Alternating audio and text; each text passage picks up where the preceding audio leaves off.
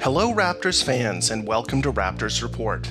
Today we're going to be examining the Toronto Raptors play inside the Orlando bubble. The NBA is back and we're well on our way to what appears to be an extremely exciting playoffs with all the narratives and big moments you come to expect from postseason basketball. Let's dive right in.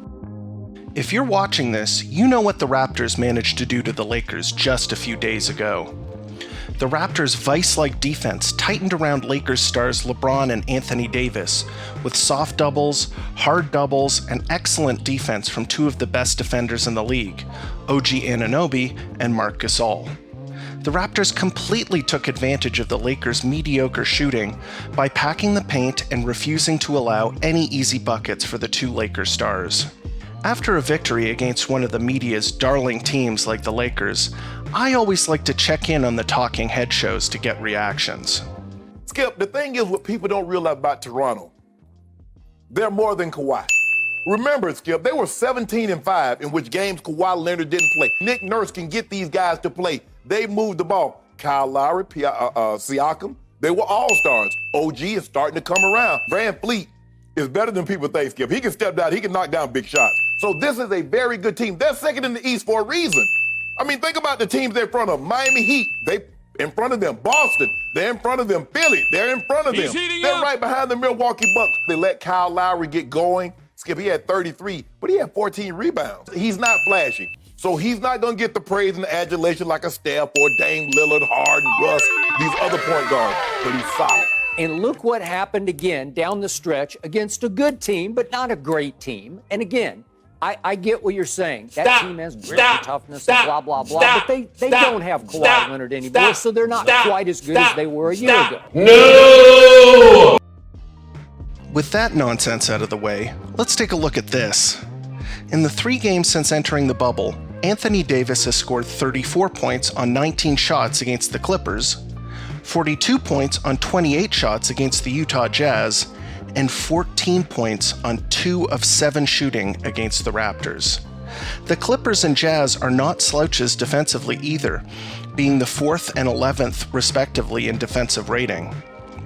The Raptors' defense just hits different. You watch the games and you see the frustration on other players' faces. They aren't having fun, they're mad. They're looking at the refs. This is why you hear the phrase, defense wins championships. Because being unable to score has a very damaging effect on an opponent's morale. Players feel good when the ball goes through the hoop. KG famously goaltended shots that wouldn't have counted after the whistle had blown because he knew that robbing the opponent of that little hit of dopamine they got from watching the ball go through the hoop, even if it didn't count, made a difference. It's annoying. You start to doubt yourself. What's my field goal percentage this game? Should I take this 3? You start looking at your teammates. Why aren't they helping? Can you hit a shot, please? The Raptors are the anti-fun team. They're a slog. You look at their name on the calendar and you start feeling a little sad. Now let's get to the negative overreaction. Where the hell is the bench? Prior to the break, Norman Powell and Serge Ibaka were playing like all-stars. Ibaka was averaging a career-high 16 points per game, and Norm Powell looked like he was finally taking the quantum leap Raptors fans were dreaming about. Since the restart, Powell scored 8 points on 12 shots versus the Lakers, and Ibaka scored an anemic 4 points. Ibaka kind of snapped out of his funk with 15 points in the Heat game, but Powell again put up a stinker with 7 points on 9 shots. Not only Powell and Ibaka were culprits either.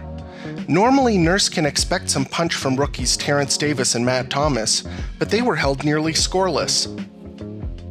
If the Raptors are planning on going far in the playoffs, having bench contributions is going to be key. The Raptors' offense is predicated on ball sharing and feeding the hot hand, rather than a couple of stars taking turns scoring, so this is something we're going to have to keep our eyes on as Raptor fans. Lastly, let's look at the game versus the Miami Heat. This game was about as bad as a win could get. Innumerable mistakes on offense, Jimmy Butler being a human pinball, Goran Dragic being annoying, Kelly Olynyk channeling his inner Dirk Nowitzki. In the end, Fred VanVleet was the hero. He completely erased the memories of the terrible performance he had in Miami the last time these teams met up, where he couldn't buy a bucket. This time he was unstoppable, drawing fouls, hitting 3 after 3 after 3, and setting a new career-high point total in the process. Obviously, the other star was the Raptors' defense, which for the most part neutered the Heat's potent offense. Deadly shooter Duncan Robinson was completely suffocated by sharp rotations, chased off of screens, and left the game with only 3 points. Bam Adebayo also had a difficult time on the offensive side of the ball, as he was harried by OG Anunoby all game long and could not get into any sort of offensive rhythm. Unlike the Lakers, the Heat do have secondary scorers who can shoot the ball, and Kelly Olynyk and Goran Dragic gave the Raptors a few problems. In the end, the Raptors gutted out a very gritty and playoff-like win against one of the best teams in the league, so despite the issues they had, it was an important victory. Next game will be against their probable first-round opponent, the Orlando Magic, and then they'll match up against the Celtics in an important seeding game. The Raptors have put themselves in the driver's seat in the race to secure the second seed, but the next couple of games will be interesting to watch nonetheless. And those are my thoughts about the restart thus far. Let me know what you guys think about how the Raptors have played so far by leaving a comment here and also sending me a message on Twitter at Raptors Report. Please like and subscribe, as those really help my channel out a lot. And, as always, thanks for tuning in to Raptors Report, your source for in-depth Raptors content.